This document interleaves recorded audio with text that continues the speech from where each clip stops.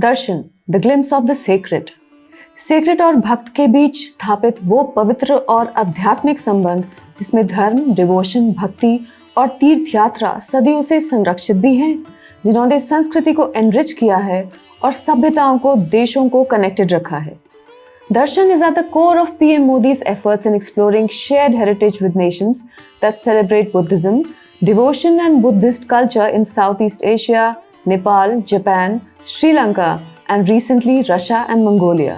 Last week, an Indian Air Force aircraft landed in Russia's Kalmykia Republic with sacred relics of Lord Buddha.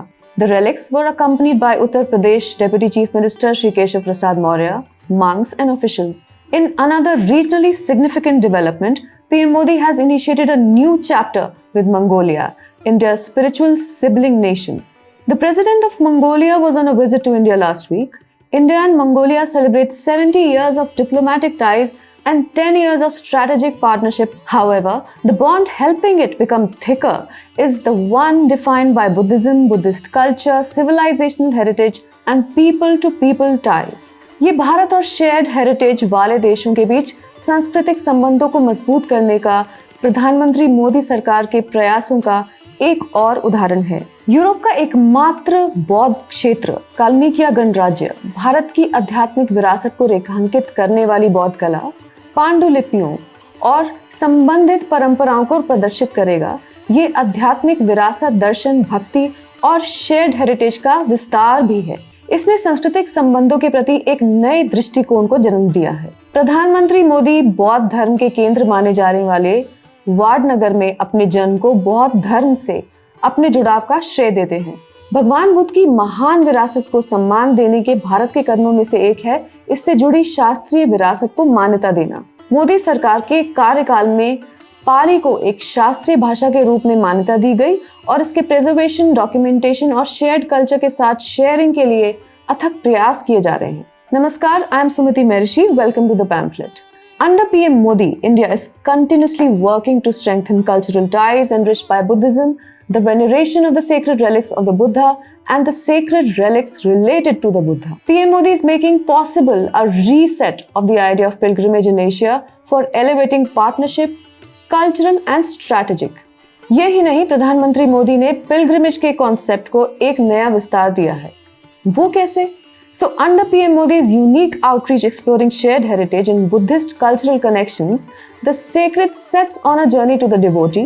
The sacred brings different nations of devotees of the Buddha together.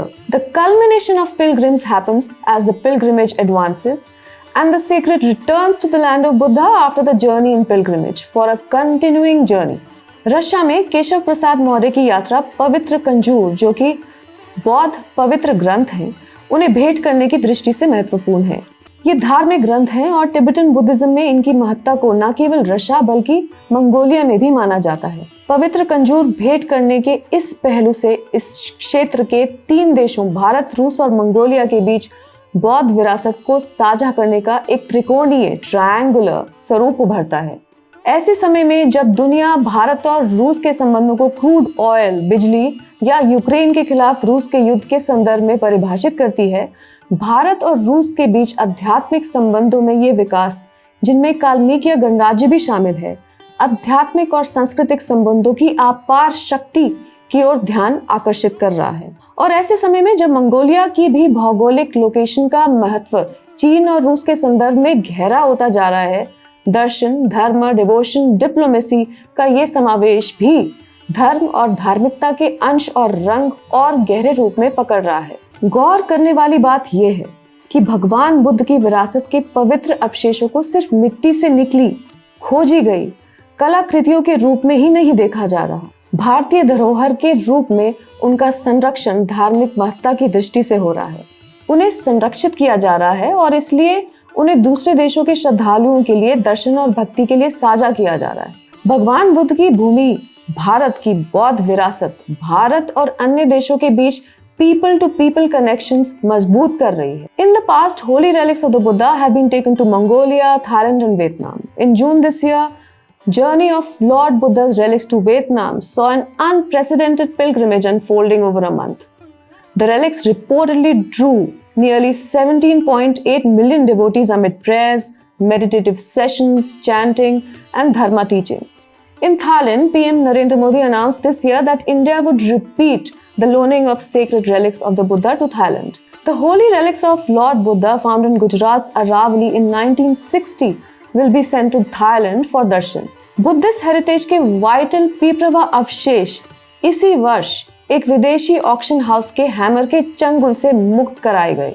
This was a huge step against the commodification of India's sacred heritage. Repatriation of India's heritage and cultural wealth has been Modi government's mission, leading to major breakthroughs, such as the repatriation of ancient gem relics linked to the Buddha's remains.